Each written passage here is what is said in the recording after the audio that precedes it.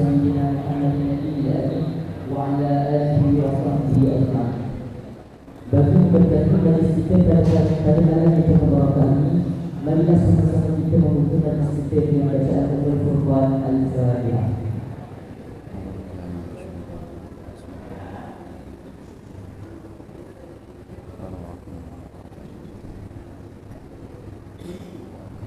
Baiklah, di kesempatan ini ada minta kepada semua pelajar untuk kawal keadaan musola dan jaga adab-adab semasa membaca ilmu.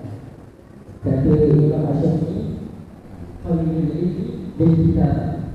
Kalian jika ada ilmu dengan ilmu. Baiklah.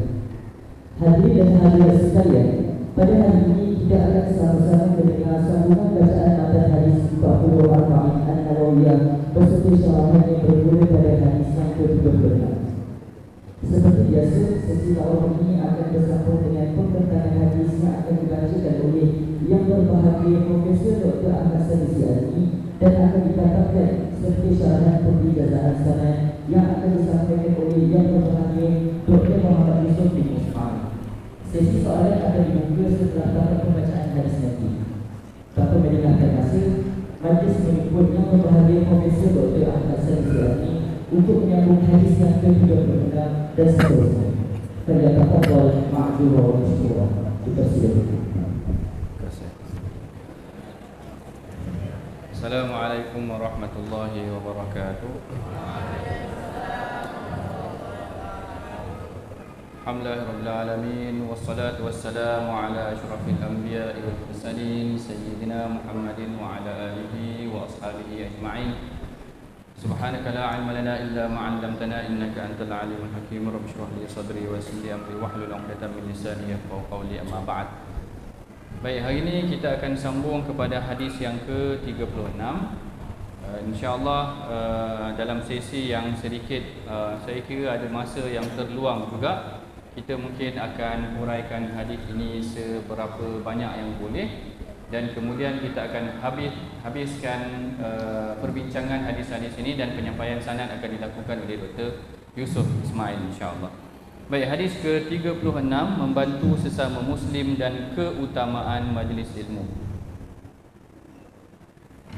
An Abi Hurairah an Nabi sallallahu alaihi wasallam qala man naffasa an mu'minin qurbatan min qurabid dunya nafasallahu anhu qurbatan min qurabi yaumil qiyamah wa man yassara ala mu'sirin yassara Allahu alaihi fid dunya wal akhirah wa man satara musliman satarahu Allahu fid dunya wal akhirah wallahu fi 'auni al-'abdi ma kana al-'abdu fi 'auni akhihi wa man salaka tariqan yaltamisu fihi 'ilman sahhala Allahu lahu bihi tariqan ila al-jannati wa majtama'a qaumun fi baitin min buyutillahi yatluna kitaballahi wa tadarasunahu bainahum illa nazalat 'alaihimus sakinatu wa ghashiyatuhumur rahmatu wa hafathumul malaikatu wa dzakarahumullahu fi man 'indahu wa man batta'a bihi 'amaluhu lam yusra' bihi nasabuhu.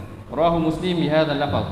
Terjemahannya daripada Abu Hurairah radhiyallahu taala anhu daripada Nabi sallallahu alaihi wasallam bersabda, sesiapa yang melepaskan mukmin lain dari satu kesusahan daripada kesusahan dunia, niscaya Allah akan melepaskannya dari satu kesusahan daripada kesusahan hari kiamat. Sesiapa yang memudahkan orang yang susah, niscaya Allah akan memudahkan ke atasnya urusan dunia dan akhirat. Sesiapa yang menutup keaiban seorang muslim, niscaya Allah akan menutup keaibannya di dunia dan di akhirat. Sesungguhnya Allah sentiasa membantu seorang hamba selagi mana hamba itu sentiasa membantu saudaranya. Sesiapa yang melalui satu jalan untuk menuntut ilmu, niscaya Allah akan memudahkannya jalan menuju ke syurga. Tidak berkumpul satu kaum di dalam satu rumah, sebuah rumah Allah, kecuali membaca kitab Allah dan mempelajarinya sesama mereka, kecuali turun ke atas mereka ketenangan, rahmat meliputi mereka, para malaikat mengelilingi mereka, dan Allah menyebut keadaan mereka kepada makhluk yang berada di sisinya. Sesiapa yang melambat-lambatkan amalannya atau tidak menyempurnakan amalannya, maka nasab keturunannya tidak akan mampu mempercepatkannya atau melengkapkannya. Hadis ini diriwayatkan oleh Imam Muslim dengan lafaz yang ini. Hadis ini menceritakan tentang keutamaan membantu sesama Muslim. Ya, kalau kita tengok kat sini, yang pertama kita dah bincang dah sebelum ini mengenai tentang Sayyidina Abu Hurairah. Abu Hurairah kita dah cerita dah, nama dia Abdurrahman bin Sakhar, antara orang yang paling banyak meriwayatkan hadis, sekalipun beliau tinggal hanya seketika bersama dengan Rasulullah sallallahu alaihi wasallam. Lafaz pertama yang Rasulullah sebutkan man nafasa. Man nafasani maknanya Imam Ibn Rajab kata man yani takhfif, man yukhaffifa, siapa yang meringankan beban, siapa yang memberikan keringanan beban kepada saudaranya, maka Allah Ta'ala akan meringankan urusannya. Ini adalah satu perkara yang asas. Kalau kawan kita susah, memang kita kena bantu mereka. Ada satu golongan di Madinah ni Rasulullah sangat suka kepada mereka, sehingga kan Rasulullah kata hum minni wa ana minhum. Golongan ini adalah sebahagian daripada aku dan aku adalah sebahagian daripada mereka. Mereka ini adalah golongan Al-Ash'ariyun. Al-Ash'ariyun ini adalah satu kabilah yang datang daripada negeri Yaman, berhijrah ke Madinah, dan mereka bersama dengan Rasulullah. Sahabat yang popular daripada golongan Ash'ariyun ini sebagai contoh Abu Musa Al-Ash'ari. Kan? Abu Musa Al-Ash'ari ini bacaan dia sedap, sehingga dia kata utia mizmar min mazamir Ali Daud. Dia ni diberikan kelebihan seperti seruling Ali Daud kerana bacaan Al-Quran dia sedap. Sebelum ni kita dah bincang bacaan Quran Ubay bin Ka'ab, yang Rasulullah puji Ubay bin Ka'ab. Kemudian Abdullah bin Mas'ud. Yang ini kita dengar nama Abu Musa Al-Ash'ari daripada kabilah Al-Ash'ariyun. Apa golongan Ash'ariyun ini buat? Rasulullah kata innal ash'ariyina idza armalu fil ghazwi. Sesungguhnya golongan Ash'ariyun ini, sekiranya mereka kekurangan makanan dalam satu peperangan, au qalla ta'amahu, ataupun kurang makanan mereka, jama'u ta'amahum fi thawbin wahid. Mereka akan himpun makanan dalam satu kumpulan sesama mereka, dalam satu kain ataupun satu baju, lalu dia mengagih-agihkan makanan tu sesama kabilah mereka. Lalu Rasulullah puji golongan ini. Rasul kata hum minni wa ana minhum. Mereka ni seakan-akan sebahagian daripada keluarga aku. Allahu Akbar. Bayangkan Rasul puji dia kerana suka tolong orang. Rasul kata dia ni macam keluarga aku, macam ahli keluarga aku dah, macam daripada aku dah. Ini golongan yang Rasulullah puji, kaum Al-Ash'ariyun, yang saling membantu sesama mereka, sehingga kan Rasulullah anggap mereka ni sebahagian daripada diri Rasulullah sendiri ataupun ahli keluarga Rasulullah sallallahu alaihi wasallam sendiri. Kemudian yang seterusnya Rasulullah kata man nafasa an mu'minin kurbatan min kurabi dunya nafasallahu kurbatan min kurabi yaumil qiyamah wa man yassara ala mu'sirin yassarallahu alaihi fid dunya wal akhirah. Siapa yang memberikan keringanan ataupun memberikan memudahkan urusan orang yang susah, maka Allah Ta'ala akan meringankan urusannya di dunia dan di akhirat. Kalau anak-anak pelajar pernah dengar kisah Abu Bakar pun, sebenarnya dia pernah perahkan susu kambing bagi jiran wanita dia, seorang wanita tua. Memuji Abu Bakar ni kerana salah satu bantuan yang Abu Bakar lakukan, dia punya, kita panggil social service dia punya khidmat dia kepada masyarakat adalah dia membantu jirannya. Kita bincang dah semalam tentang membantu jiran dia, sehinggalah ketika mana dia katakan Abu Bakar yahlibu syah di jiranihi, dia memerah susu itu untuk jiran dia. Falamma buyi'a, ketika mana dia telah dibai'ah menjadi seorang khalifah, lalu wanita ini dia kata qalatil jariyah minal hayy al-an la yahlibu lana. Dia kata sekarang ni mana Abu Bakar dah tak boleh nak membantu kita perah susu daripada untuk memberikan kepada orang lain yang berkeperluan tu tadi. Tengok, seorang tokoh yang tinggi, Abu Bakar ni orang yang elit, orang yang mempunyai kedudukan, tetapi dia boleh bekerja, membantu dalam pekerjaan nak perah susu ni pun bukan maknanya kerja yang hebat, kerja yang renyah-renyah, tetapi dia membantu orang yang susah yang berada di sekeliling dia. Kalaulah Abu Bakar seorang khalifah sendiri boleh buat kerja sedemikian untuk membantu orang susah, apatah lagi kita. Rasulullah pimpin seorang wanita ataupun jariah, bukan pimpin, maknanya dia mengiringi seorang jariah yang berkeperluan, ataupun Rasulullah pergi kepada rumah seorang sahabat yang namanya Itban bin Malik. Itban bin Malik ni satu hari dia mengadu kepada Rasulullah, mata dia angkarat basari, dia kata mata aku ni tak berapa nak nampak.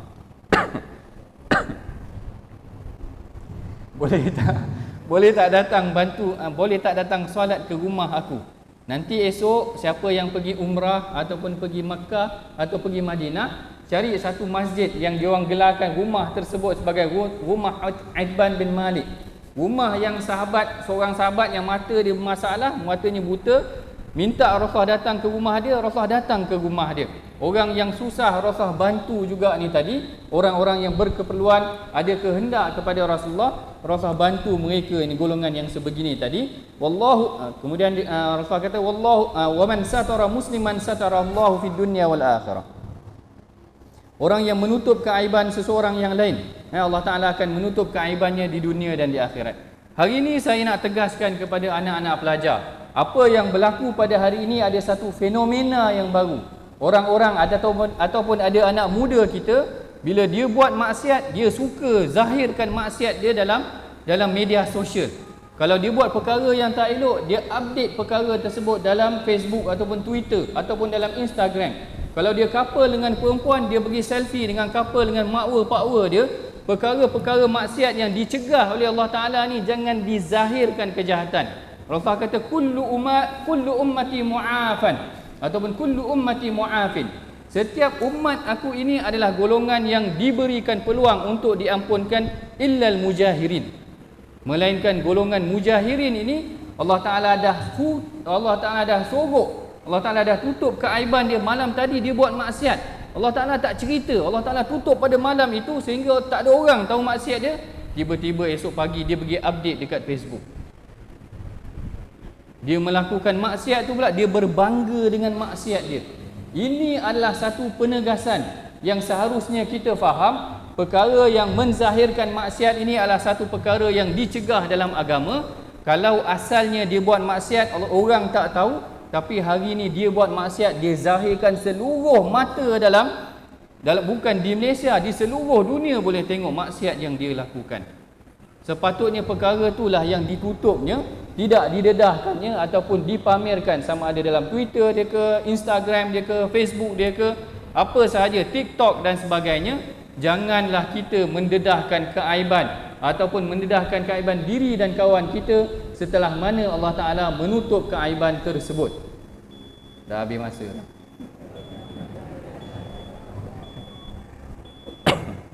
Ingatkan dah habis masa Wallahu fi auni al-'abdi ma kana al-'abdu fi auni akhi. Dan Allah Ta'ala sentiasa berada di bawah bantuan, maknanya membantu orang yang sentiasa membantu orang yang lain. Ini perkara yang asas. Kita tengok pertama Rasulullah cerita tentang memudahkan urusan seseorang. Kalau dia perlukan bantuan, kita bantu dia. Kemudian Rasulullah cerita tentang sama juga memudahkan urusan orang yang susah. Yang ketiga Rasulullah kata tutup keaiban seseorang. Yang keempat Rasulullah suruh bantu orang yang memerlukan. Allah Ta'ala akan sentiasa berada di bawah bantuan seseorang tersebut. Kemudian Rasulullah kata waman salaka tariqan yaltamis fihi ilman. Hadis ni semua orang hafal, terutamanya para pelajar. Siapa yang berjalan untuk menuntut yaltamis ini, ini lafaz dia, kadang-kadang ada yang guna lafaz lain. Waman salaka tariqan yaltamis ni macam cuba usap sahaja istilah dia. Yaltamisu lams, macam cuba pegang saja, belum bersungguh lagi. Bukan waman salaka tariqan yujahid fi sabilillah, maknanya dia berjihad bersungguh macam tu. Tetapi kalau dia berjalan semata-mata untuk pegang satu ilmu ataupun untuk mendapatkan dengan jalan yang ringkas sahaja, Allah Ta'ala akan memudahkan dia jalan untuk ke syurga. Saya suka juga untuk kongsikan kepada anak-anak pelajar. Dulu waktu belajar kat Mesir dulu, ada seorang syekh, kalau pernah kenal nama dia, Syekh Nuruddin Al-Banjari. Saya belajar dengan dia kejap. Dia ada buat satu perumpamaan yang sangat cantik mengenai tentang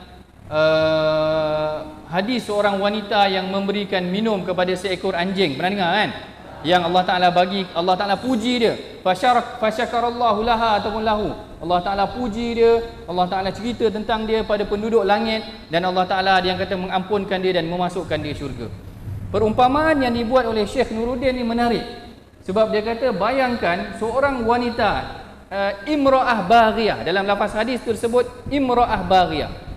Imra'ah baghiyah ni seorang wanita yang jahat. Bila jahat, orang definisikan dia, wanita yang jahat ni sebagai pelacur lah. Maknanya pelacur, kemudian dia memberi pula minum kepada seekor anjing. Jadi Syekh Nuruddin bayangkan, dia kata bayangkan wanita itu mempunyai kedudukan, pelacur itu mempunyai kedudukan yang hina di sisi manusia. Diberi pula minuman kepada anjing yang mempunyai kedudukan yang hina di sisi manusia.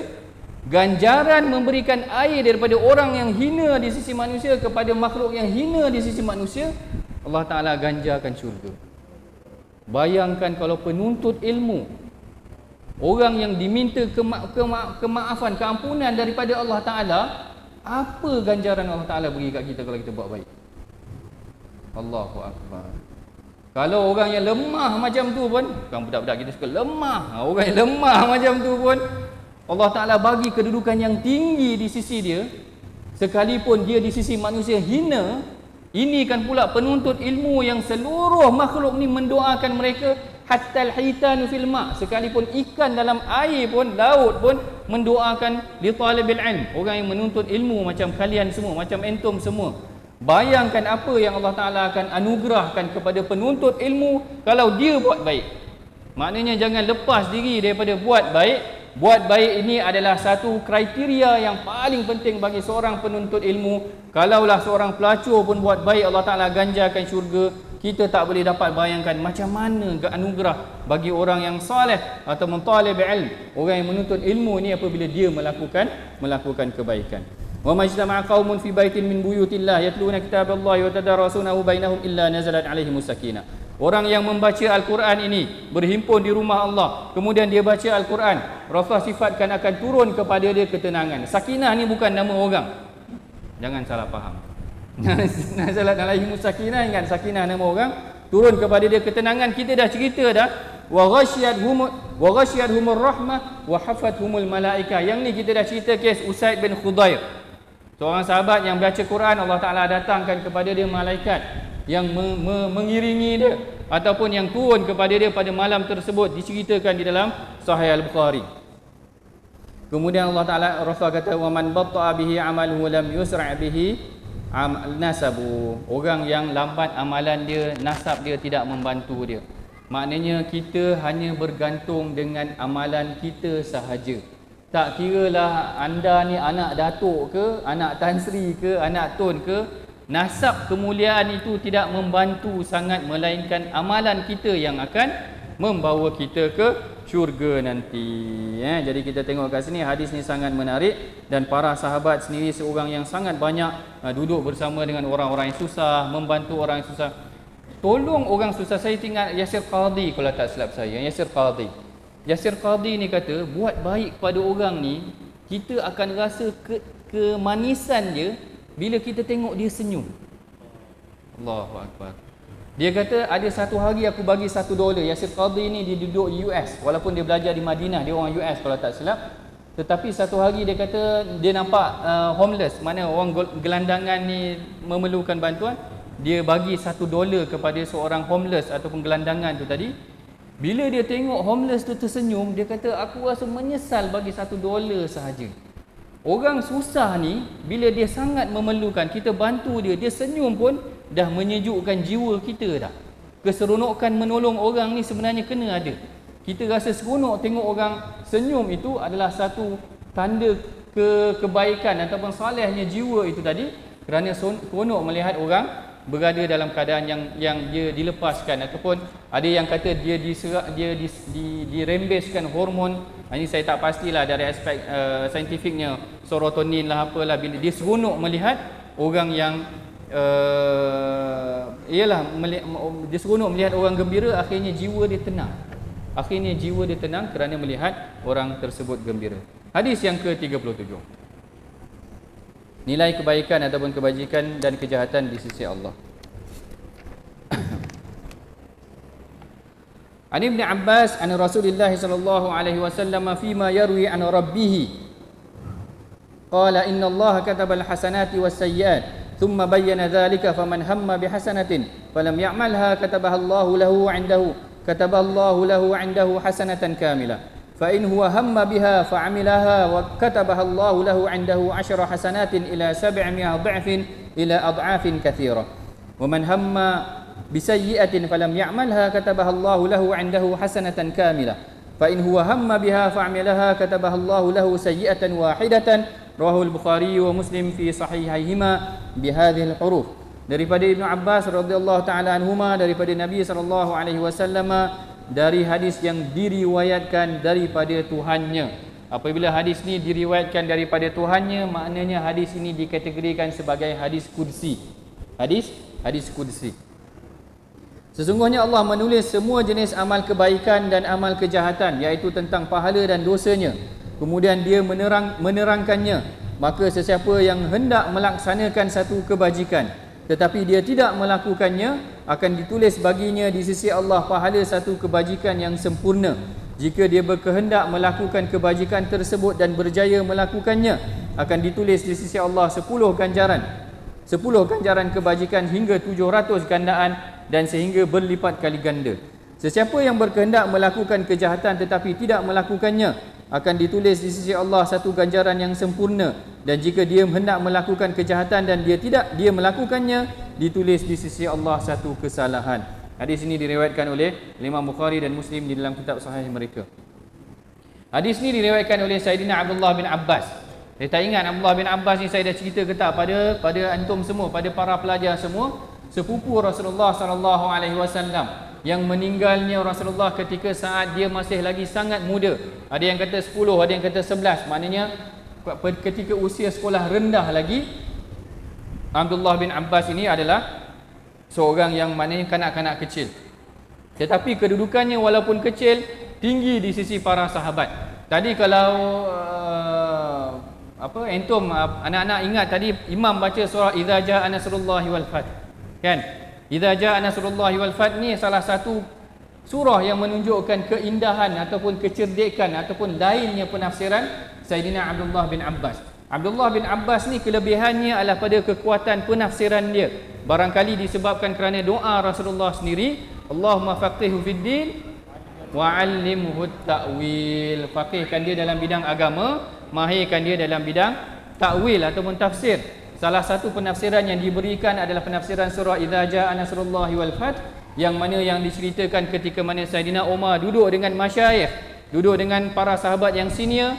Sayyidina Umar bawa Abdullah bin Abbas. Kisah ni mungkin sebahagian antum pernah dengar, yang mana Sayyidina Abdullah bin Abbas didudukkan dalam majlis tersebut. Lalu ada para masyayikh yang tanya, kenapa dibawa budak ni?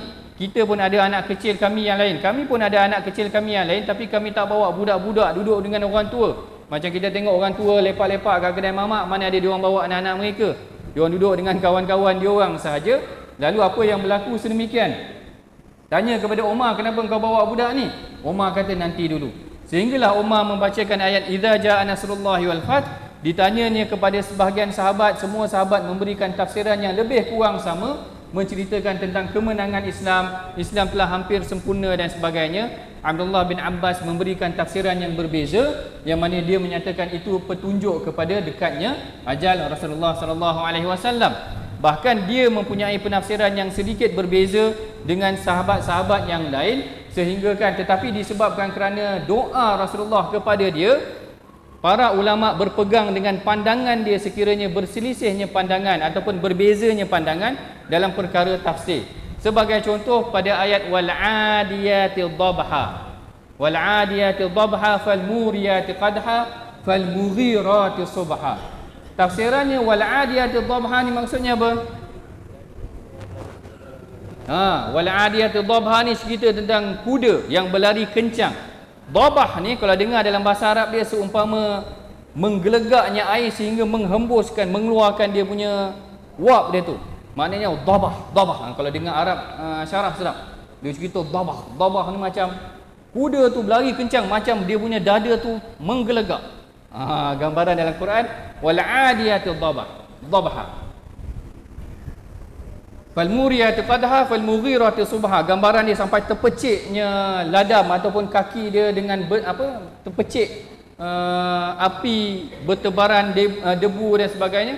Fal muriyati qadha fal mughirati subha. Dan dia boleh pergi berperang pada awal subuh. Fal mughirati subha. Boleh pergi berperang pada awal pagi. Fa athar nabi naqa, naik debu. Fa wasaf nabi jamaah, boleh melompat di tengah musuh.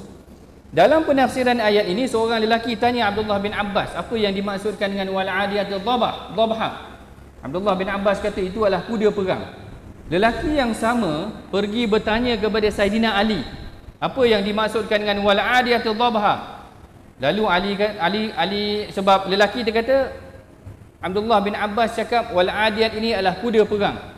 Lalu Saidina Ali kata Abdullah bin Abbas mengucapkan sesuatu yang dia tidak tahu. Dia cakap macam tu, mengucapkan sesuatu yang dia tidak tahu. Ali kata yang dimaksudkan dengan wal adiyatu dhabah tu bukanlah kuda perang, tetapi unta. Berbeza sedikit pandangan. Kenapa? Macam mana datangnya unta? Kerana dia kata peperangan yang pertama yang berlaku untuk umat Islam adalah perang apa? Yang bertempurnya adalah perang Badar. Tetapi ketika itu umat Islam hanya ada 2 ekor kuda sahaja. Kuda Miqdad dengan kuda Az-Zubair bin Al-Awwam. Jadi ada 2 ekor kuda sahaja. Macam mana dipanggil wal adiyat dengan lafaz jamak? Ali punya hujah waktu tu kat situ. Jadi ada rasional juga hujah Saidina Ali. Boleh tengok tafsir Ibn Kathir kalau tak silap saya ada sebut mengenai tentang perkara ni.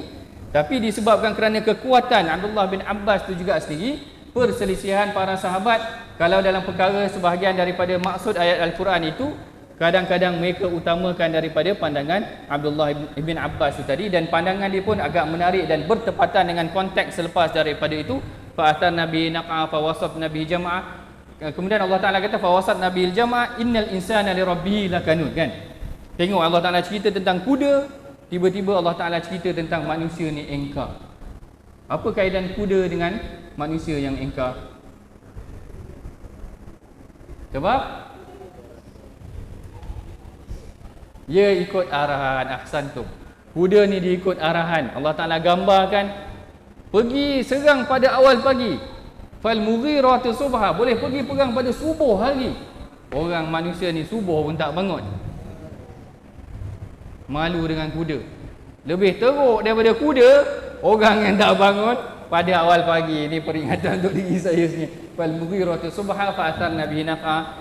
Dengan tangkas ni boleh melompat dan sebagainya. Tiba-tiba Allah Ta'ala cerita tentang innal insana rabbihi lakanut. Manusia engkar kerana mereka tak ikut arahan, kuda lagi ikut arahan. Kemudian itu tentang sedikit sebanyak tentang Abdullah bin Abbas. An Rasulullah sallallahu alaihi wasallam fima yarwi an rabbih ila hadis qudsi innallaha katabal hasanati wasayyiat. Allah Taala, yang ni hadis yang masyhur juga yang kita biasa dengar. Allah Taala akan menulis kebaikan dengan niat seseorang sahaja, dengan niat dan azam lah sepatutnya, maknanya dia bersungguh-sungguh untuk melakukan kebaikan yang dia lakukan. Faman hamma bihasanatin falam ya'malha kataballahu lahu 'indahu. Tengok Allah Ta'ala kata, Allah Ta'ala tulis di sisinya, menggambarkan satu pahala yang besar di sisinya. Maknanya di sisi Allah Ta'ala itu sendiri, gambaran hadis itu membayangkan bagaimana di sisi Allah Ta'ala mereka yang melakukan kebaikan itu akan dapat pahala yang sempurna sekalipun hanya dengan keazaman ataupun niat sahaja. Fa in huwa hamma biha fa'amilaha kataballahu lahu 'indahu 10 hasanatin ila 7 dha'fin ila adha'afin katsira. Siapa yang berniat dan kemudian dia melakukan amalan tersebut, Allah Ta'ala boleh bagi sehingga kepada 700 ataupun kepada satu ganjaran yang tidak diketahui dia punya nilai dia, adha'afan katsira, berlipat kali ganda sehingga tidak diketahui ganjaran dia. Kan kita baca ayat Quran, may yuqridullah qardan hasanan fa yudha'ifahu lahu adha'afan katsira, lebih kurang macam tu kan, fa yudha'ifahu adha'afan katsira. Ayat ini sebahagiannya mengaitkan dengan kisah Abu Dahdah. Kisah Abu Dahdah ni adalah bila mana dia mendengar ayat may yuqridullah qardan hasana. Siapa yang memberikan kepada Allah, qarad ni macam pinjaman juga, artinya menyumbang, memberikan sumbangan kepada jalan Allah. Lalu Abu Dahdah datang jumpa dengan Rasulullah. Dia kata, betul ke ada ayat yang menyatakan Allah Ta'ala memerlukan satu pinjaman yang boleh diberikan, disumbangkan kepada jalan Allah? Lalu Rasulullah kata, ya. Maka Abu Dahdah memberikan kebun dia. Bukan senang, maknanya dia ada properties, dia ada harta, dia berikan terus hartanya kepada Rasulullah, sehinggalah ketika mana dia syahid dalam perang Uhud, kalau tak silap dia syahid dalam perang Uhud. Rasulullah kata, kam min izqin mudalla di Abi Dahdah. Rasulullah kata, aku melihat untayan ataupun berjuntainya tamar-tamar daripada kebun-kebun yang dianugerahkan oleh Abu Dahdah tu tadi, sedang masak ranum di dalam syurga. Mana gambarannya Allah Ta'ala berikan dia kebun yang berlipat kali ganda lagi di dalam syurga Allah Ta'ala tu tadi. Dan banyak lagi para sahabat yang memberikan sumbangan yang akhirnya Allah Ta'ala memberikan ganjaran berlipat kali ganda daripada apa yang dilakukannya. Manakala dari aspek bagaimana Allah Ta'ala rahmat kepada seorang Muslim ataupun rahmat kepada orang beriman, sekiranya dia hanya berniat ataupun bersungguh azam untuk melakukan kejahatan tetapi dia tidak melakukannya, Allah Ta'ala juga memberikan kebaikan buat dirinya. Kataballahu lahu indahu hasanah kamilah. Dia mendapat satu ganjaran ataupun mendapat satu ganjaran kebaikan yang sempurna sekiranya dia meninggalkan kejahatan tersebut. Manakala sekiranya dia melakukan kejahatan tersebut, hanya ditulis satu kejahatan sahaja. Ini gambaran kepada rahmatnya Allah Ta'ala. Tetapi bayangan kepada mereka yang bakal masuk syurga, masuk neraka itu adalah sangat tinggi, menggambarkan dosa dia memang betul-betul mengatasi kebaikan dia. Sebab kalau dia buat satu kebaikan sahaja, pahala dia berlipat kali ganda. Tetapi berapa ramai golongan yang dibenam di dalam neraka kerana kejahatan yang dia lakukan, menunjukkan kejahatan dia tu sangat banyak sehingga menenggelamkan dosanya, sangat sedikit dia melakukan kebaikan. Kalau dia melakukan kebaikan sedikit sekalipun, ganjaran dia akan berlipat kali ganda. Bayangkan, maknanya Allah Ta'ala maha pengasih, tetapi masih juga manusia itu leka dan akhirnya mereka ditarik dan dibenamkan ke dalam neraka, seperti yang diceritakan dalam hadis-hadis bagaimana Rasulullah nampak mengenai tentang golongan yang telah dicampakkan ke dalam neraka. Kemudian hadis yang ke-38, kedudukan wali Allah dan amalannya. An Abi Hurairah qala Rasulullah sallallahu alaihi wasallam, inna Allah qala man 'ada li waliyan faqad adantuhu bil harb wa ma taqarraba ilayya 'abdi bi syai'in ahabba ilayya mimma aftaratu alayhi wa ma yazalu 'abdi yataqarrabu ilayya bin nawafili hatta uhibbah fa idza ahbabtuhu kuntu sam'ahu alladhi yasma'u bihi wa basarahu alladhi yubsiru bihi wa yadahu allati yabtushu biha wa rijlahu allati yamshi biha wa in sa'alani la'atiyannah wa la in ista'adani la'u'idhannah wa ma taraddadtu an syai'in ana fa'iluhu taraddudi an nafsil mu'min yakrahul mauta wa ana akrahu masa'atah. Rahul Bukhari.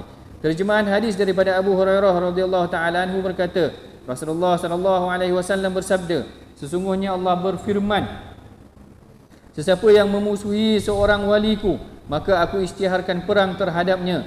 Tidaklah seorang hambaku mendekatkan dirinya kepadaku dengan sesuatu yang lebih aku sukai daripada sesuatu yang aku fardukan ke atasnya. Senantiasalah hambaku mendekatkan dirinya kepadaku dengan melakukan perkara sunat sehingga aku mencintainya. Dan apabila aku sudah mencintainya, maka aku adalah pendengarannya yang dia mendengar dengannya, penglihatannya yang dia melihat dengannya, tangannya yang dia memukul dengannya, kakinya yang dia berjalan dengannya. Jika dia meminta kepadaku, niscaya akan aku berikan, dan jika dia meminta perlindungan dariku, niscaya aku melindunginya. Hadis ini diriwayatkan oleh Al-Imam Bukhari. Hadis ke-38 ini memberikan kita satu definisi yang sangat tuntas. Orang kata satu definisi yang sangat jelas mengenai siapakah dia wali Allah. Mengenai tentang siapakah dia wali Allah. Hadis ini diriwayatkan oleh Sayyidina Abu Hurairah, yang mana Rasulullah sallallahu alaihi wasallam bersabda, Allah Taala berfirman, man adali waliyan faqad adzantuhu bil harb. Siapa yang memusuhi seorang waliku, waliku ini adalah kekasih Allah. Ala inna awliya ala khaufun alaihim, maknanya kekasih yang dicintai oleh Allah ni tidak takut melainkan hanya takut kepada Allah. Aku isytiharkan perang, faqad adzantuhu bil harb. Dan bagaimana kriteria ciri seorang wali ini dalam hadis ni sangat jelas. Apa ciri seorang wali? Allah Taala kata, wa ma taqarraba ilayya 'abdi bi syai'in ahabba ilayya mimma aftaratu alaihi.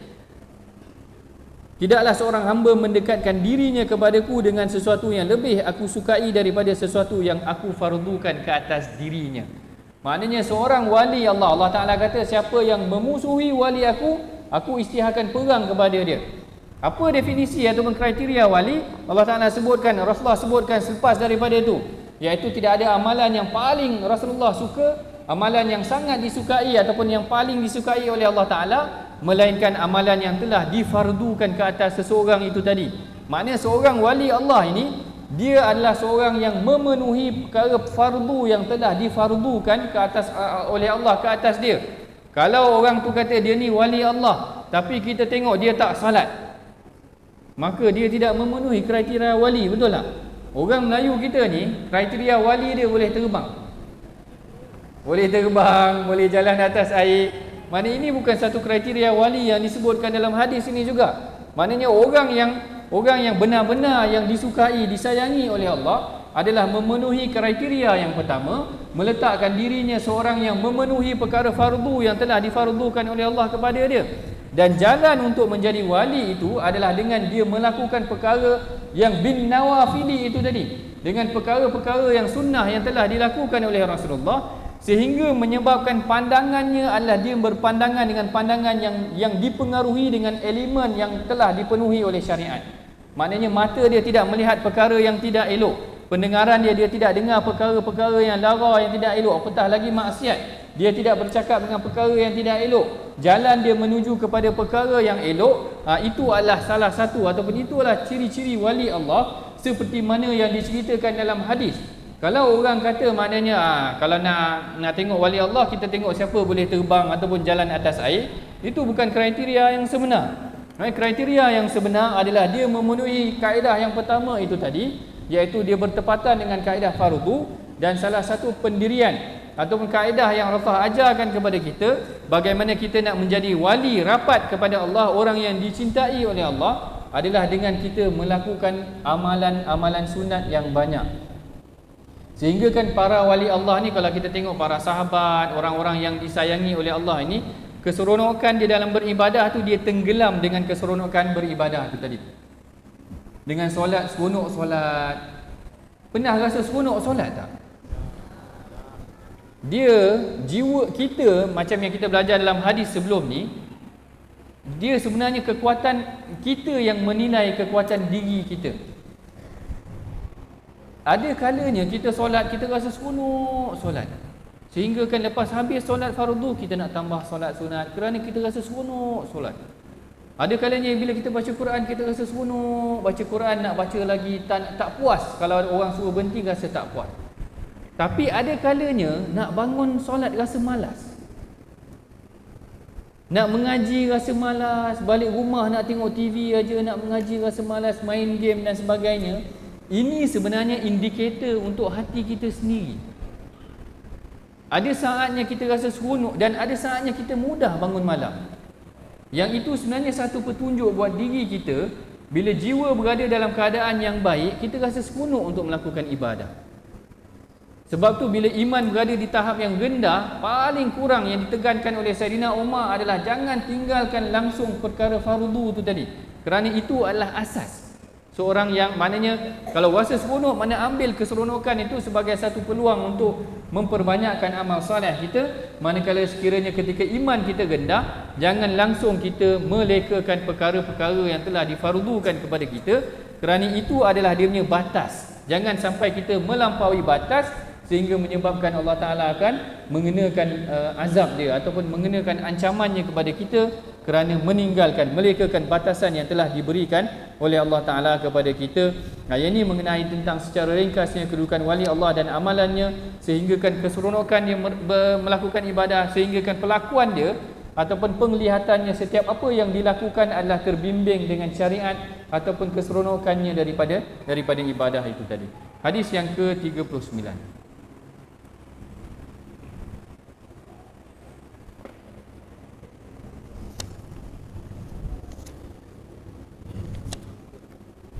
Tiga hadis yang baki akan dibaca oleh Dr. Yusuf, insya-Allah. Hadis 40, 41, 42. Hadis ke-39, kelonggaran buat hamba Allah. An Ibn Abbas anna Rasulullah sallallahu alaihi wasallam qala inna Allah tajawaza li an ummatil khata'a wan nisyana wa mastukrihu alaihi. Hadis hasan rawahu Ibn Majah wal Baihaqi wa ghairuhuma.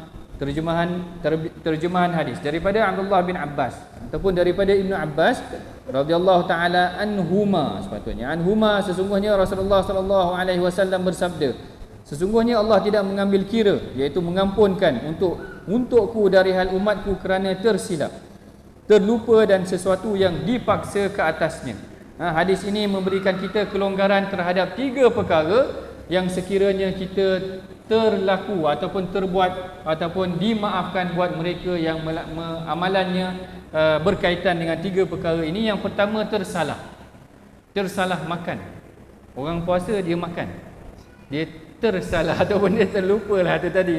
Allah Ta'ala memberikan ganjaran. Dan ini juga berlaku juga, kalau tak silap saya, dalam hadis yang lain, yang mana Rasulullah, ada seorang sahabat yang namanya Zulyad, kalau tak silap saya, mungkin maksudnya tangannya panjang ataupun mempunyai tangan panjang kalau tak silapnya, yang ketika mana dia solat bersama dengan Rasulullah, didapati solat itu kurang sedikit rakaatnya kalau tak silap saya lah. Lalu Zulyad ini bertanya kepada Rasulullah, rakhasa, maknanya apakah solat ini telah dirukhsahkan, diringankan, dikurangkan 1 rakaat. Apabila Rasulullah sahkan dengan sahabat yang lain kekurangan solat ataupun rakaat 1 itu tadi, maka ditambahlah kekurangan tersebut. Ataupun al-khata' ataupun yang tertidur pun ada juga dalam riwayat yang lain menceritakan tentang bagaimana Saidina Bilal, kalau tak silap yang menceritakan tentang dalam sebuah perjalanan yang jauh, ketika mana mereka balik daripada perang. Mereka perang ni perjalanannya kadang-kadang beratus kilometer punya perjalanan. Kalau kita tengok perang Mu'tah, yang siapa yang belajar di Jordan Mu'tah dia tahu, saya tak boleh nak imagine jalan kaki ataupun naik kuda, naik unta bergilir-gilir daripada Madinah itu nak pergi ke sempadan Jordan sana. Kalau naik bas hari ni pun mungkin 1 hari. Dalam masa mereka tu dengan perjalanan yang sangat panas dan sebagainya, kalau perang Tabuk tu lagi atas daripada itu, menggambarkan bagaimana mereka ni berjalan berhari-hari, bahkan berminggu-minggu mereka berjalan. Apabila satu saat tu memang sangat penat, mereka tidur dan kalau tak silapnya kisahnya, Bilal terjaga ataupun mereka terjaga ketika itu matahari telah memanasi, maknanya mereka rasa panas pada pipi mereka kerana terlalu penat dalam sebuah perjalanan yang jauh. Tapi nak cerita, ini zaman mereka jihad pada ketika itu dengan bertempur dengan musuh yang kita tak boleh nak imagine. Kalau macam dalam perang Mu'tah tu, daripada 3,000 lawan 200,000, macam mana nak menang? 3,000 dengan 200,000 ni nisbah dia macam 3 lawan 200. 3 orang ni, saya, Ustaz Khairi dengan seorang lagi, lawan 200 orang ni katakan, budak lelaki semua 200 katakan. Macam mana nak menang?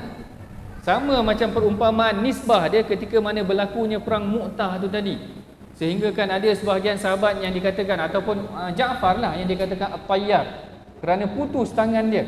Ada sebahagian riwayat yang kata sahabat yang tangan dia longlai, maknanya yang dah tertebas tu, sehingga yang bergantung antara tangan dengan tubuh dia adalah kulit dia sahaja. Lalu dia pijak tangan dia, cabut tangan dia terus nak. Nampak macam cerita movie kan, tapi ini yang disebutkan dalam sebahagian riwayat menceritakan yang terungkap, yang longlai. Talha bin Ubaidillah, kana Talha yadahu syallak. Dalam sebuah hadis kata tangan Talha ni syallak. Syallak ni macam longlai ataupun lumpuh kerana kesan daripada perang Uhud ketika itu.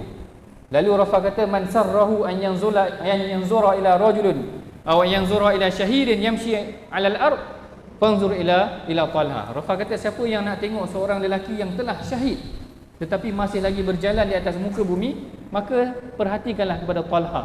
Walaupun tangan dia telah lumpuh ataupun longlai itu tadi disebabkan kerana kecederaan ketika perang Uhud, tetapi Rasul anugerahkan dia. Rasul tengok walaupun ini adalah sisi kelemahan, maknanya orang yang lumpuh sebelah tangan ni lemah Orang kita akan pandang dia OKU dekat OKU Maknanya OKU ni orang akan pandang kedudukannya lebih, kan orang OKU orang pandang rendah sikit, tapi Rasul meletakkan dia kedudukannya lebih baik, mengubah perspektif manusia kepada perspektif yang lebih positif. Rasul kata, siapa yang nak tengok orang yang syahid tapi masih lagi berjalan atas muka bumi, maka perhatikanlah kepada Talha. Mereka ni berjihad sampai habis, maknanya tubuh badan Sa'ad bin Mu'az sampai kena panah dekat zira' ni, dekat lengan ni, sehingga syahid dan sebagainya. Ini perjuangan dahulu bila mana mereka diseksa. Yang ni kalau wamas tukrihu ni macam Ammar, keluarga Ammar, sabran ahli Yasir, ahli keluarga Yasir yang dipaksa untuk mengucapkan keluar daripada syahadah ataupun memuji berhala dan sebagainya. Perkara-perkara sebegini, tersalah, terlupa ataupun dengan dipaksa itu tadi, maka ada kelonggarannya yang telah dituliskan oleh Allah kepada mereka. Jangan pula buat-buat lupa pula. ataupun jangan pula buat-buat tersalah. Itu tak boleh lah. Kalau buat-buat ni, tak jadilah dia tersalah dan tak jadilah dia terlupa.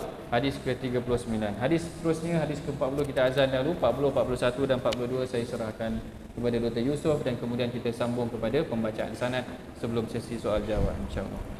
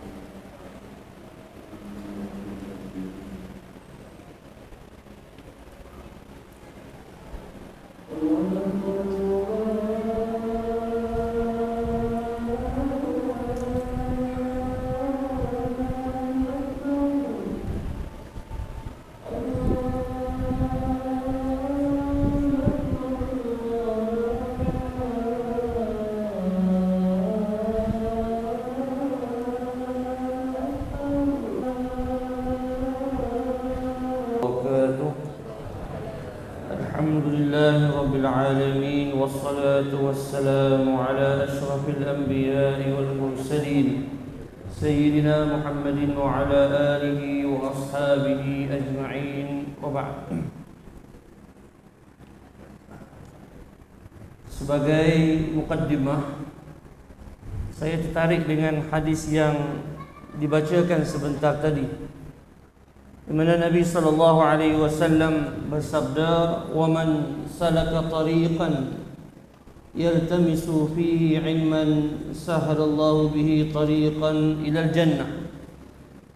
Saya kalau mengajar di surau dan masjid, saya akan sentiasa sebut di awal kuliah bahawa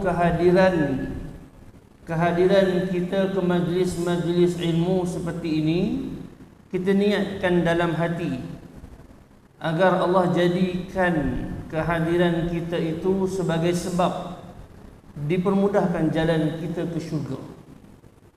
Kerana orang yang mencari ilmu, Allah Subhanahu wa taala permudahkan, sahalallahu bihi tariqan ilal jannah.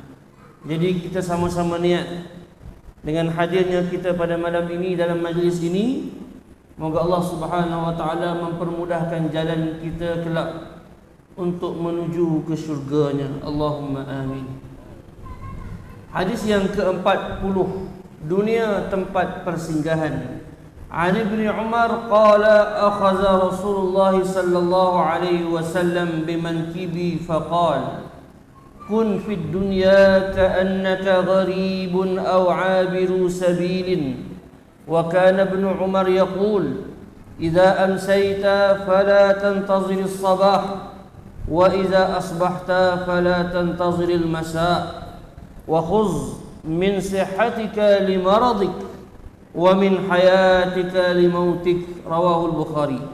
Daripada Abdullah ibn Umar radhiyallahu anhuma berkata, Rasulullah sallallahu alaihi wasallam memegang bahuku lalu bersabda, jadilah kamu di dunia ini seperti orang yang asing atau orang yang melintas di suatu kawasan. Ibnu Umar radhiyallahu anhuma berkata, jika kamu berada di waktu petang, janganlah kamu menunggu waktu pagi, dan jika kamu berada di waktu pagi, janganlah pula menunggu masuknya waktu petang. Ambillah peluang dari waktu sihatmu untuk waktu sakitmu, dari waktu kehidupanmu untuk matimu. Hadis riwayat Al-Bukhari. Anak-anak pelajar yang dirahmati Allah Subhanahu wa taala sekalian, hadis ni pendek kan? Saya syarah hadis ni dalam kuliah maghrib sejam baru habis. Macam mana? Saya nak sebut satu saja. Hadis ini semua belajar balaghah kan? Dalam tajuk balaghah ada tajuk at-tashbih. Betul tak? Tasbih, tahu tasbih? Ni form berapa baca tasbih saya tahu. Form 3, form 4. Tak apa, form 1, form 2, form 3, form 4 ada mana ni? Ada. Tak berdengar. At-tasbih. Tasbih ni apa? Tasbih ni maksudnya perumpamaan. Kalau kita dalam bahasa Melayu, kita kata apa? Wajahmu cantik ibarat bulan purnama. Kan?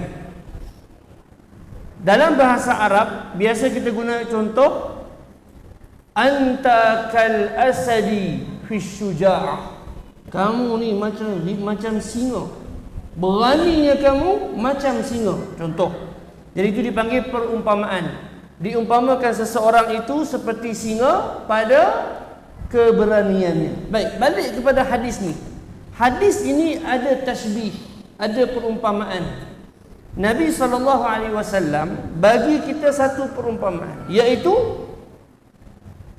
kehidupan kita di dunia ini mestilah seperti seorang dagang, seperti seorang yang bermusafir.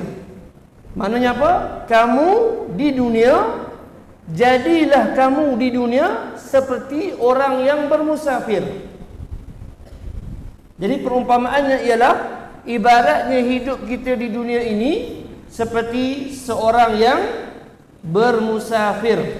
Cuma persoalannya di sini ialah mana wajhus syabah dia? Mana sudut perumpamaan yang Nabi nak cerita kepada kita? Kita seperti seorang yang bermusafir pada sudut apa? Pada sisi apa? Saya nampak tajuk ni macam berat dan saya macam nak stop kat situ. Ramai yang muka terpinga-pinga, tak boleh nak hadam. Saya terus Jadilah kamu di dunia ini seperti seorang yang bermusafir. Mana perumpamaan, mana apakah aspek yang sama di antara hidup kita di dunia dengan seorang yang bermusafir?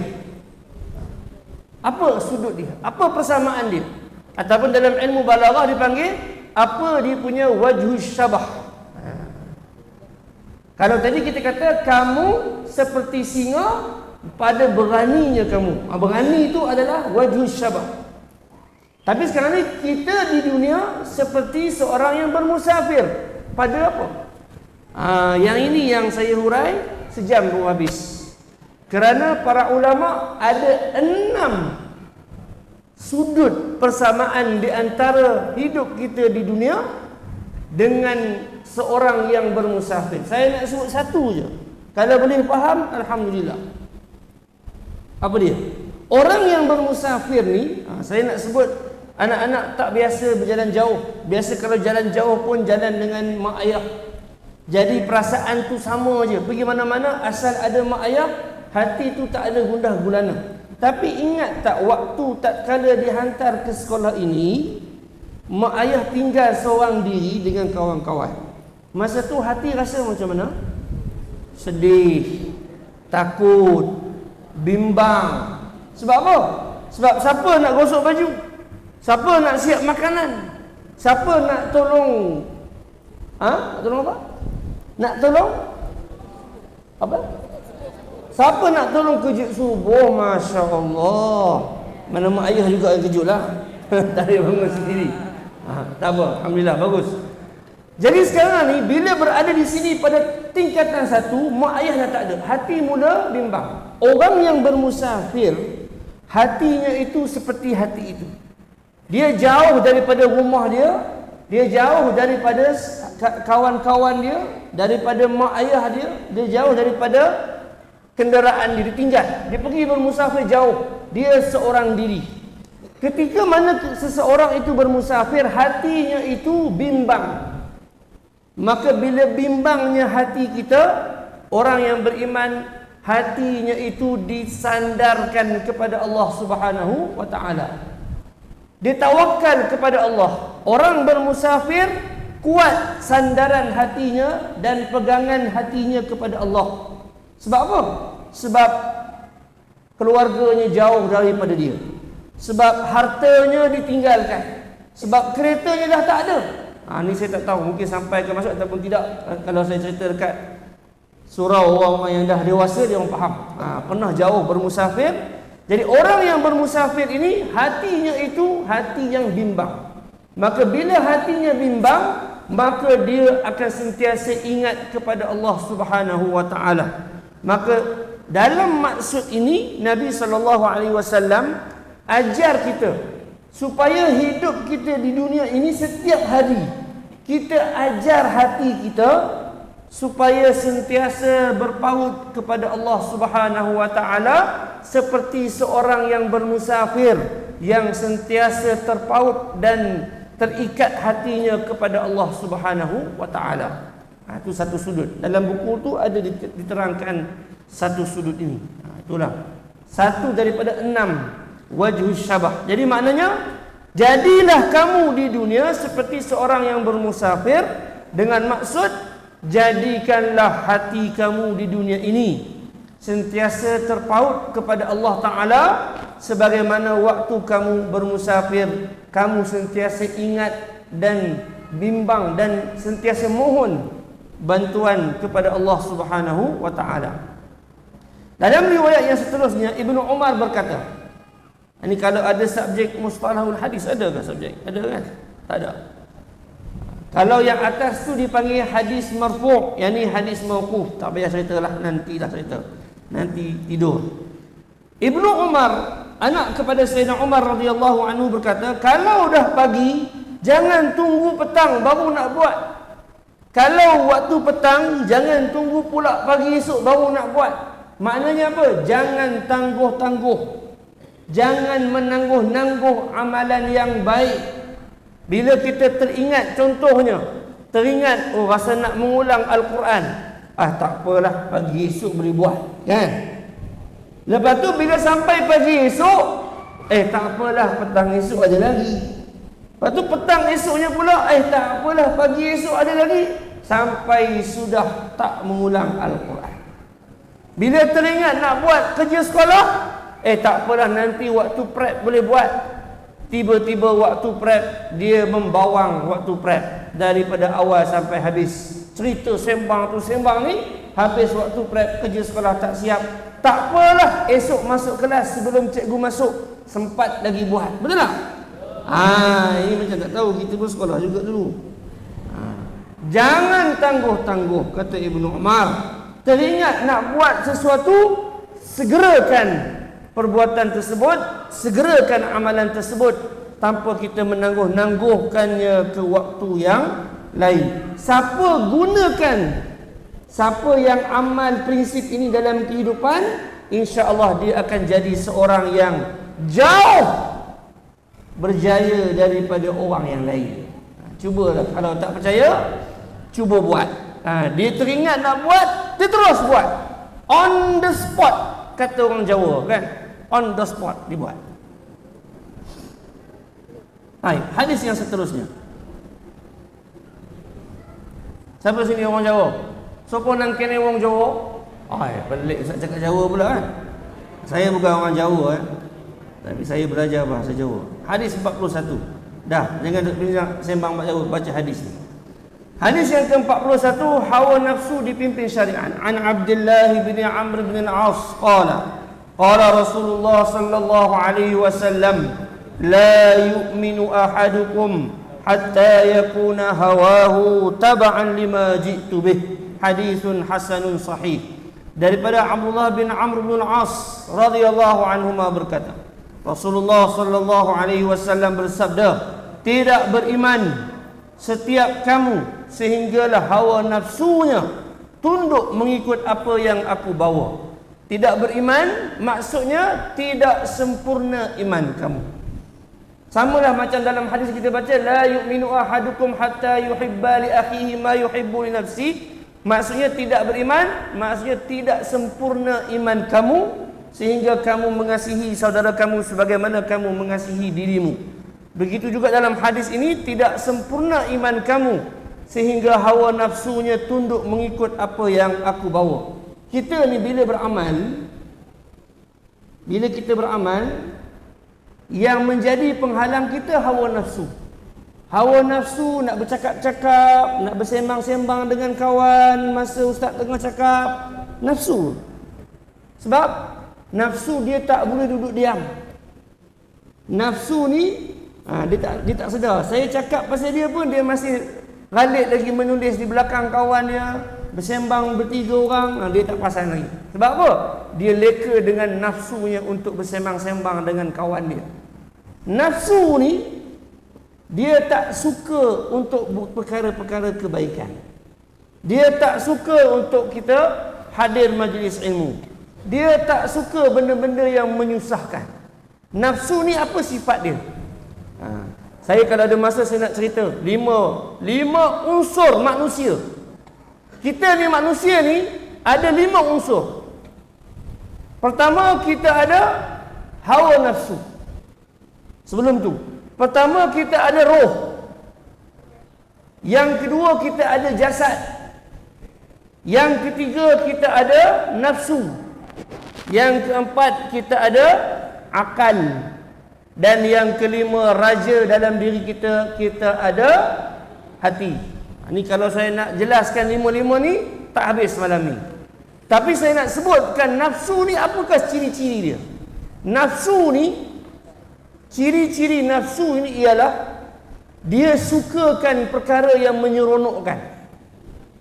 Dia suka tidur, dia suka bersembang, dia suka makan, dia suka minum, dia suka yang seronok-seronok. Ini nafsu.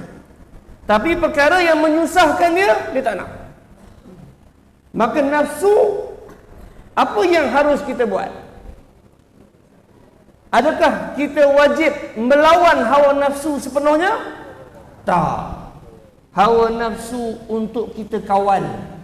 Hawa nafsu untuk kita bendung, untuk kita kawal, bukan untuk kita hapuskan. Tak boleh. Siapa yang hapuskan hawa nafsu tak boleh hidup.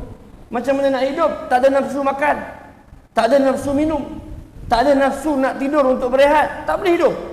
Maka nafsu untuk kita tundukkan dia, untuk kita kawal dia. Dengan apa? Dengan panduan daripada syariat Islam, dengan panduan daripada Al-Quran, dengan panduan daripada hadis Nabi sallallahu alaihi wasallam. Yang ni yang duk belajar ni. Kita belajar supaya kita ada ilmu. Bila kita ada ilmu, akal kita boleh kawal hawa nafsu daripada melakukan perkara-perkara yang dilarang dan ditegah oleh Allah Subhanahu wa taala. Jadi hadis ini bermaksud selagi mana hawa nafsu kita tak tunduk kepada perintah Allah dan Rasul, selagi itu iman kita tidak sempurna. Hadis yang seterusnya, hadis yang ke 42, hadis yang terakhir. Keluasan keampunan Allah Subhanahu wa taala. An Anas qala sami'tu Rasulullah sallallahu alaihi wasallam yaqul qala Allah ta'ala ya ibn Adam innaka ma da'awtani wa rajawtani ghafartu laka ala ma kana fika wa la ubali ya ibn Adam law balaghat dhunubuka anana as-sama' ثم استغفرتني غفرت لك ولا أبالي يا ابن آدم إنك لو أتيتني بقراب الأرض خطايا ثم لقيتني لا تشرك بي شيئا لأتيتك بقرابها مغفرة رواه الترمذي. Daripada Anas bin Malik radhiyallahu anhu berkata, aku mendengar Rasulullah sallallahu alaihi wasallam bersabda, Allah berfirman, wahai anak Adam, sesungguhnya kamu selagi mana berdoa kepadaku dan berharap kepadaku, aku akan ampunkan bagimu apa-apa sahaja kesalahanmu dan aku tidak memperdulikannya. Wahai anak Adam, jika dosamu terlalu banyak sampai mencecah pinggir langit, kemudian kamu memohon keampunanku, aku akan mengampunkan kamu dan aku tidak memperdulikannya. Wahai anak Adam, sesungguhnya jika kamu datang kepadaku dengan membawa dosa sepenuh bumi ini, kemudian kamu datang berjumpaku dalam keadaan tidak mensyirikkan aku dengan sesuatu pun, nescaya aku datang kepadamu dengan keampunan seisi penuh bumi ini. Hadis riwayat At-Tirmizi. Anak-anak yang dirahmati Allah Subhanahu wa taala sekalian, hadis ini Al-Imam An-Nawawi letakkan hujung sekali, last sekali dalam hadis 40. Nama hadis 40, tapi ada 42 buah hadis. Kenapa dia letakkan hujung sekali? Kerana hadis ini adalah penutup. Hadis ini merupakan hadis yang terpenting dalam kehidupan kita, iaitu memohon ampun kepada Allah Subhanahu wa taala atas segala dosa yang kita lakukan. Saya nak tanya, boleh ke kita kata saya orang tak berdosa? Adakah orang boleh dakwa dia langsung tidak berdosa? Kalau dia dakwa dia tidak berdosa, kata-kata dia bahawa dia tak berdosa itulah dosa. Kerana dalam hadis yang lalu kita baca Allah kata apa? Ya bani Adam, innakum tukhti'una bil-laili wan-nahar. Allah sebut kepada kita, wahai anak Adam, kamu ini siang malam melakukan dosa kepada aku. Allah sebut kepada kita tanpa kata tersebut. Allah sebut kita ini adalah hamba yang berdosa kepada Allah Ta'ala. Tetapi masalahnya ialah kita tidak memohon ampun kepada Allah Subhanahu wa taala atas dosa yang kita lakukan. Kita tertipu. Kita tertipu bahawa Allah akan mengampunkan dosa kita tanpa kita memohon ampun kepadanya. Lalu kita berterus-terusan melakukan dosa kepada Allah Subhanahu wa taala. Ingatlah, kita ini siang malam melakukan dosa kepada Allah Subhanahu wa taala. Kalau Allah tidak ampunkan dosa-dosa ini, ke mana agaknya akan dicampakkan kita di akhirat kelak? Sanggupkah kita untuk menahan siksa api neraka Allah Subhanahu wa taala? Tak sanggup. Api dunia sekalipun kita tak sanggup menahannya, apatah lagi api neraka Allah Ta'ala. Maka tidak lain dan tidak bukan, memohon ampun itu adalah wajib atas kita semua. Bertaubat itu adalah wajib atas setiap orang yang mengakui bahawa dia adalah hamba kepada Allah Subhanahu wa taala. Rasulullah sallallahu alaihi wasallam adalah seorang yang telah diampunkan dosanya yang terdahulu dan yang akan datang. Berapa kali Rasulullah beristighfar dalam sehari? 100 kali. Dalam satu riwayat Nabi sebut akthar min 70 marrah, lebih daripada 70 kali. Dalam riwayat yang lain disebutkan 100 kali. Itu Rasulullah. Tiada dosa. 100 kali beristighfar dan bertaubat kepada Allah Subhanahu wa taala setiap hari. Ini kan pula kita yang Allah kata kita ini buat dosa pagi dan petang, siang dan malam. Berapa kali kita beristighfar kepada Allah dalam sehari? Cukupkah dengan 3 kali kita beristighfar setiap salat? Cukupkah kita mengucapkan istighfar dengan begitu laju tanpa penghayatan dan tanpa merendahkan diri kepada Allah Subhanahu wa taala akan dosa-dosa yang kita lakukan? Hadis ini menggalakkan kita untuk beristighfar.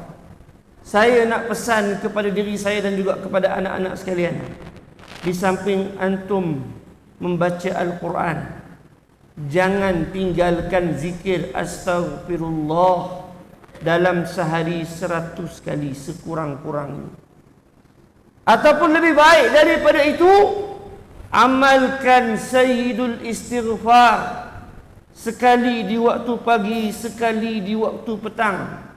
Kerana Nabi SAW bersabda, barang siapa yang membaca sayyidul istighfar dan dia yakin dengan lafaz-lafaz yang diucapkan dalam sayyidul istighfar, dia mati hari itu, dia mati sebagai ahli syurga. Apa dia sayyidul istighfar? Allahumma anta rabbi la ilaha illa anta khalaqtani wa ana 'abduk wa ana 'ala ahdika wa wa'dika mastata'tu a'udzu bika min syarri ma sana'tu abu'u laka bi ni'matika 'alayya wa abu'u bi zambi faghfir li fa innahu la yaghfiruz dzunuba illa anta.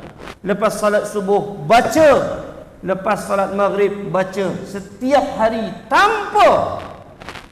tanpa terlepas walau satu hari dalam hidup kita. Amalkan istighfar. Semua mungkin dah hafal surah An-Nuh. Istighfar ni kalau nak cerita manfaat dia sangat besar, sangat banyak. Kalau belajar tak boleh faham, istighfar kepada Allah Subhanahu wa taala. Kalau menghafal tak masuk dalam kepala, istighfar kepada Allah Subhanahu wa taala. Al-Imam Syafi'i dalam syair yang masyhur yang kita semua tahu, syakautu ila waqi'i su'a hifzi fa arsyadani ila tarkil ma'asi. Aku mengadu kepada guruku Waqi', buruk hafalanku, susah untuk aku menghafal ilmu. Maka guruku berpesan, tinggalkan maksiat. Tinggalkan maksiat bermaksud istighfar kepada Allah Subhanahu wa taala. Istighfar adalah kunci kepada ilmu. Istighfar adalah kunci kepada rezeki. Istighfar adalah kunci kepada segala-galanya. Baca surah Nuh. Wa qala Nuhur rabbi faqultu astaghfiru rabbakum innahu kana ghaffara yursilis samaa'a 'alaikum midrara wa yumdidkum bi amwalin wa banin wa yumdidkum wa yaj'alkum jannatin wa yaj'alkum anhara. Balik buka surah Nuh, baca ayat tu, tengok maksud dia. Faedah istighfar kepada Allah Subhanahu wa taala. Kalau susah belajar, kalau rasa tertekan, kalau rasa rindu kepada mak ayah, kalau rasa lapar, istighfar kepada Allah Subhanahu wa taala. Moga Allah berikan kepada kita jalan untuk menyelesaikan apa jua masalah yang kita hadapi. Inilah hadis yang terakhir. Pesan saya kepada diri saya dan kepada anak-anak pelajar sekalian, jangan tinggalkan istighfar dalam sehari sekurang-kurangnya 100 kali, dan amalkan sayyidul istighfar sekali di waktu pagi dan juga sekali di waktu petang ataupun malam. Allah Ta'ala akan bukakan bagi kita jalan kebaikan yang banyak, insya-Allah. Allahumma amin. Hadirin dan hadirat yang dirahmati Allah Subhanahu wa taala sekalian, dengan itu maka tamatlah bacaan hadis 40 Al-Arba'in An-Nawawiyah. Mudah-mudahan Allah Subhanahu wa taala memberkati usaha kita ini dan menjadikannya sebagai satu kebaikan di dalam timbangan amal saleh kita di hadapan Allah Ta'ala kelak, insya-Allah. Anak-anak pelajar yang dirahmati Allah Subhanahu wa taala sekalian, sebelum kita pergi kepada ijazah sanad, banyak saya nak sebut. Pertama, bukanlah bermaksud hari ini dah habis baca 40 hadis, selepas ni tak payah baca lagi. Hari ini hanyalah muqaddimah, hanyalah permulaan. Selepas ini baca lagi, ulang, baca maksudnya, baca syarahannya, fahaminya, jadikan dia sebagai amalan dalam kehidupan kita. Jangan dengan berakhirnya kita daurah pada malam ini, kita simpan buku, kita letak tepi tanpa kita pedulikan lagi hadis-hadis Nabi sallallahu alaihi wasallam. Nak bercakap dengan Nabi, nak mendengar kata-kata Nabi, bukalah buku-buku hadis seperti hadis 40, kitab Riyadhus Salihin dan sebagainya. Yang kedua, berkenaan dengan sanad. Apa dia sanad ni? Dalam ilmu hadis ada sanad, ada matan. Sanad ni kata para ulama hadis ialah silsilatul ruwat al-musilatu ilal matan, rangkaian perawi yang menyampaikan kepada matan hadis. Apa matan hadis? Ini yang kita baca. Yang kita baca sabda Nabi itu adalah matannya. Sebelum sampai kepada matan itu, ada rangkaian perawi. Apa dia perawi? Orang yang menyampaikan hadis tersebut kepada orang lain. Hadis yang kita baca ini tak ada sanad, sebab telah pun digugurkan oleh para ulama. Tetapi hadis ini tak akan sampai kepada kita melainkan dengan cara adanya sanad. Maka sebab itu hari ini sanad ni tidak begitu penting sangat dari sudut keilmuan. Tetapi kenapa kita bagi sanad? Sebagai untuk kita mengambil keberkatan daripada tradisi ilmunya para ulama yang terdahulu. Para ulama dahulu belajar ada sanad. Kita belajar pun ada sanad. Anak-anak hafal Quran pun ada sanad. Cuma sanad tu sanad umum, tak tahu siapa. Kita belajar Quran masa kecil-kecil dulu. Siapa yang ajar? Mak ayah ajar. Siapa ajar mak ayah? Guru mereka. Siapa ajar guru mereka? Guru mereka dan guru mereka dan guru mereka. Dan begitulah seterusnya sampai kepada Nabi sallallahu alaihi wasallam. Cuma kita tak tahu siapa nama guru mak ayah kita. Siapa nama guru kepada guru mak ayah kita. Siapa nama guru kepada guru dan kepada guru. Tak nak sebut dah. Cukup dah setakat tu. Tetapi hari ini kita akan tengok sanad. Dua sanad. Saya sebut ke Ustaz Khairi, saya tengok muka-muka jernih-jernih ni, saya berkenan nak bagi dua sanad. Walaupun asalnya satu sanad saja, iaitu sanad hadis 40 sampai kepada Al-Imam An-Nawawi. Tapi bila saya tengok muka-muka yang jernih ni, saya seronok. Jadi kita akan bagi satu lagi sanad yang sampai kepada Nabi sallallahu alaihi wasallam, iaitu sanad hadis khairukum man ta'allama al-Qur'ana wa 'allama. Saya percaya dekat tangan semua ada kertas. Jadi saya akan baca sanad ini, saya akan terjemahkan maksudnya. Sanad ni dalam bahasa Arab. Saya nak terjemah bahasa Melayu jadi tak cantik. Jadi biarlah dia dalam bahasa Arab. Saya baca dan saya terjemahkan kepada anak-anak sekalian, insya-Allah. Boleh ya? Semua ada dah? Okey, cari dalam ni dah. Boleh buka. Boleh buka ini. Buka. Boleh.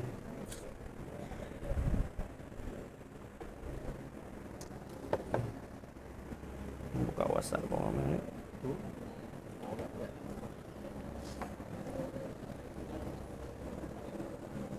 Nak hilang ya.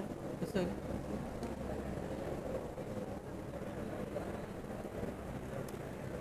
Sembilan berapa dah?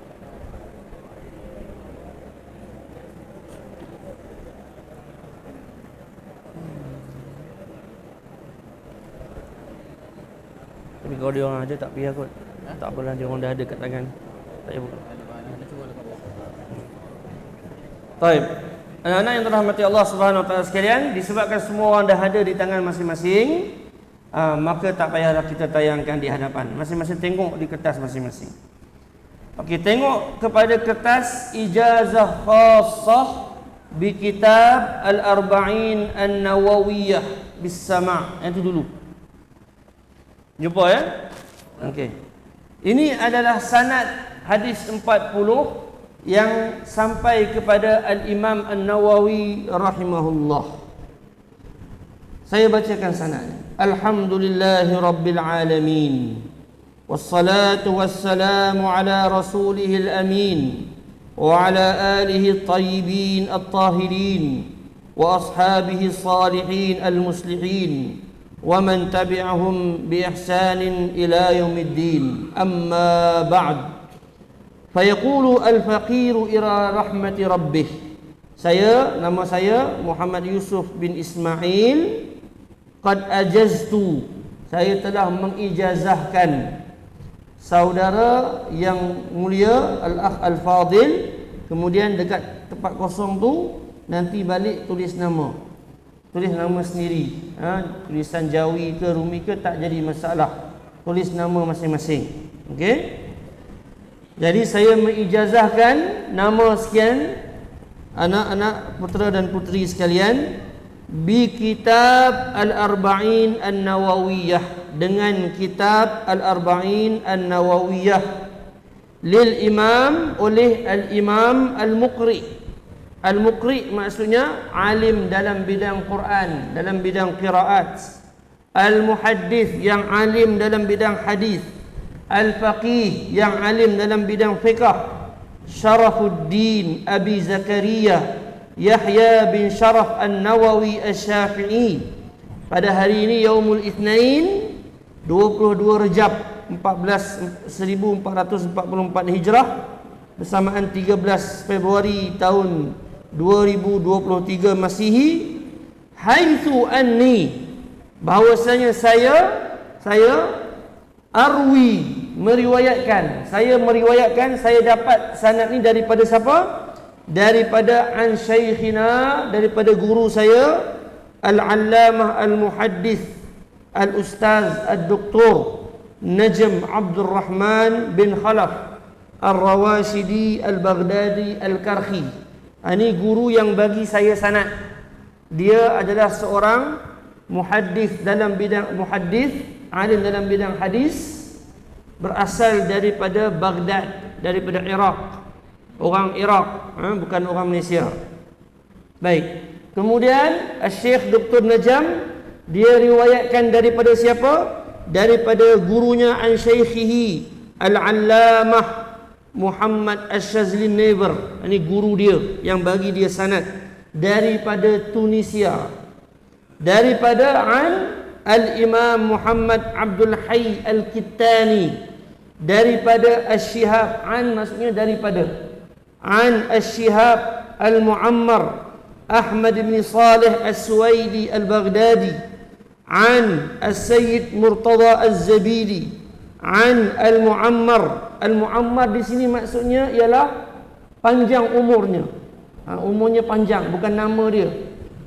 An Al-Mu'ammar Muhammad ibn Sinnati Al-Fulani As-Sudani, an Muhammad ibn Abdullah Al-Sharif Al-Walati, an Muhammad bin Muhammad ibn Arkamash Al-Faqih, an Al-Hafiz ibn Hajar Al-Asqalani, an Al-Mu'ammar Abi Ishaq Burhanuddin Ibrahim At-Tanuhi Asy-Syami.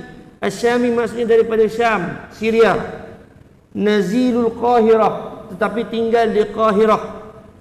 An Ali bin Ibrahim ibn Daud Al-Attar.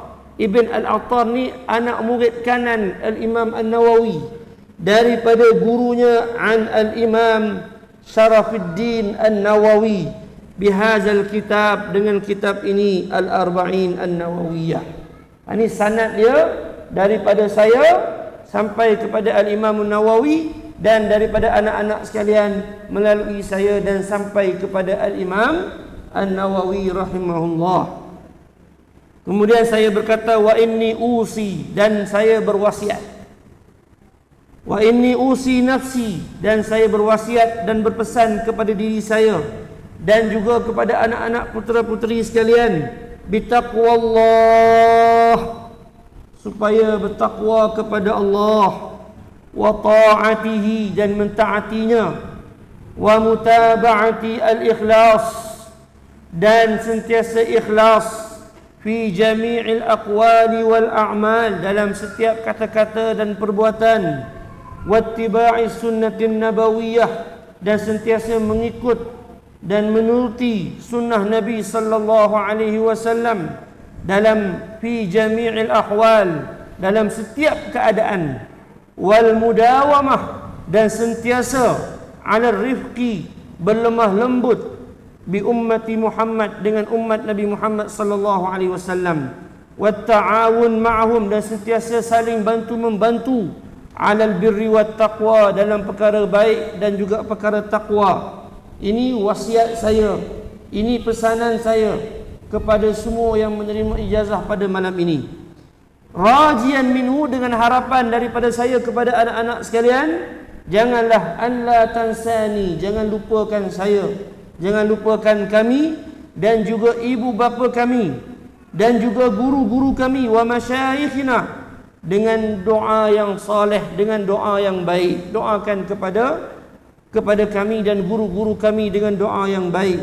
Dan saya juga sa'ilina Allah al-Karim, saya berdoa kepada Allah yang maha mulia, kepada kita dan kepada anak-anak putera dan puteri sekalian at-taufiq, semoga diberikan taufik oleh Allah Subhanahu wa taala, wal istiqamah, dikurniakan istiqamah, wa husnul khatimah, dan dikurniakan dengan husnul khatimah, ma'a aishin raghid wa umrin madid, dengan kehidupan yang bahagia dan umur yang panjang, birahmati rabbil hamidil majid, dengan rahmat daripada Tuhan yang maha mulia. Wa sallallahu ala sayyidina Muhammad ibn Abdullah khatamil anbiya'i wal mursalin wa ala alihi at-tayyibin at-tahirin, wa radiyallahu an ashabihi as-salihin al-muslihin wat-tabi'in lahum bi ihsanin ila yaumiddin, walhamdulillahi rabbil alamin. Selesai sanad yang pertama, kita pergi kepada sanad yang kedua.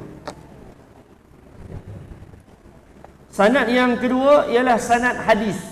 Yang tadi sanad kitab. Yang tadi sanad kitab Al-Arba'in. Yang ini pula adalah sanad hadis. Sanad hadis maknanya sanad ini sampai kepada hadis, sampai kepada Nabi sallallahu alaihi wasallam. Bismillahirrahmanirrahim. Isnadul hadis. Isnadul hadis, sanad hadis. Alhamdulillahi rabbil alamin. Wassalatu wassalamu ala rasulihil amin wa ala alihi at-tayyibin at-tahirin wa ashabihi as-salihin al-muslihin wa man tabi'ahum bi ihsanin ila yaumiddin, amma ba'd. Fayaqulu al-faqir ila rahmati rabbih. Saya Muhammad Yusuf bin Ismail, saya berkata, wa qad waffaqa Allah Ta'ala, Allah telah memberikan taufik kepada anak-anak putera dan puteri sekalian. Nama tulis di situ, nantilah, sekarang nanti pun tak apa, bukan sekarang. Li dirasatil hadis, untuk belajar hadis.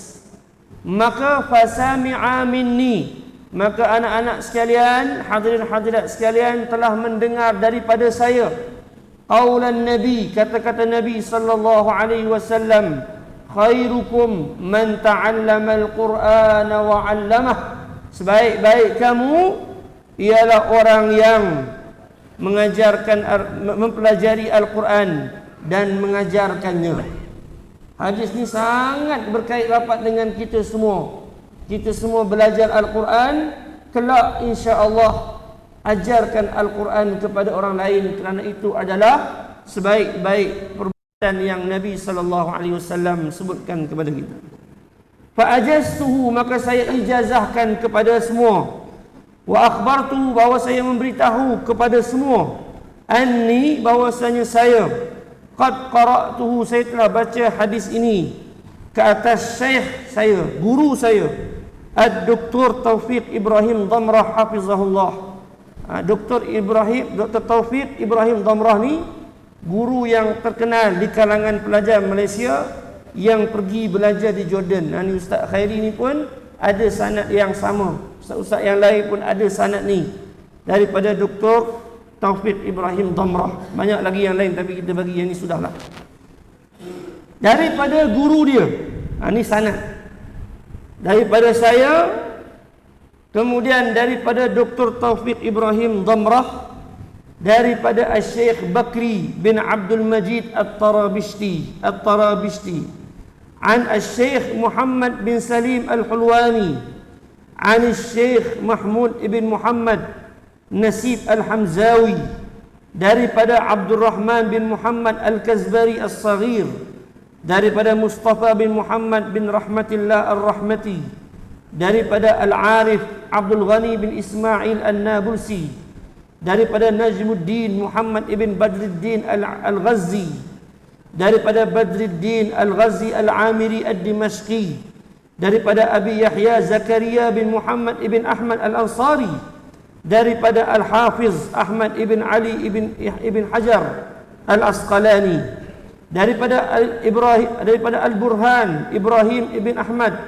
At-Tanuhi, daripada Al-Muhaddis Al-Muammar Abil Abbas Ahmad bin Abi Talib Al-Hajjar Ad-Dimashqi, daripada As-Siraj Abi Abdullah Al-Husain bin Abi Bakar ibn Al-Mubarak Az-Zabidi, daripada Abdul Awwal ibn Isa As-Sajzi Al-Harawi, daripada Abil Hasan Abdul Rahman bin Muhammad Al-Muzaffar Ad-Dawudi, daripada Abi Muhammad Abdullah bin Ahmad Al-Hamawi As-Salkhi, daripada Abi Abdullah Muhammad bin Yusuf Al-Farabri, daripada Al-Imam Muhammad bin Ismail Al-Bukhari, katanya haddatsana Hajjaj bin Minhal, telah menceritakan kepada kami Hajjaj bin Minhal, katanya telah menceritakan kepada kami Syu'bah bin Al-Hajjaj, dia berkata telah mengkhabarkan kepadaku Alqamah bin Marthad bahwasanya aku telah mendengar daripada Sa'ad bin Ubaidah,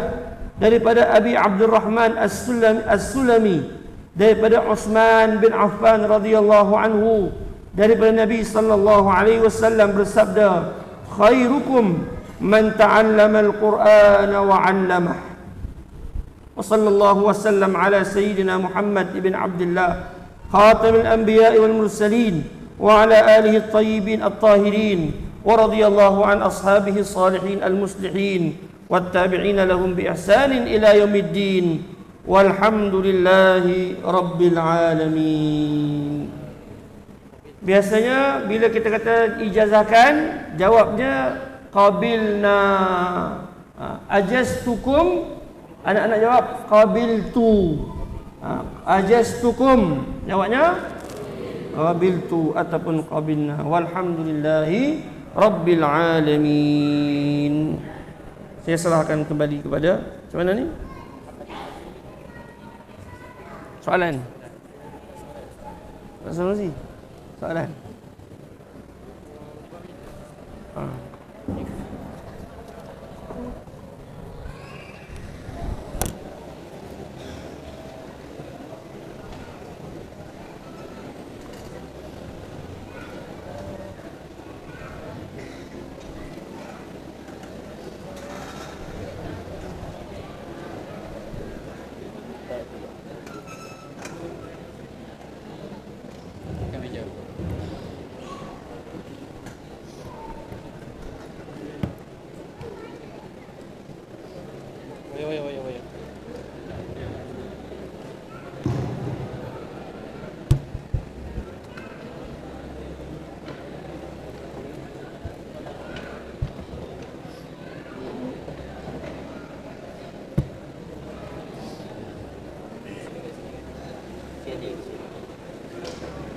Kok ini?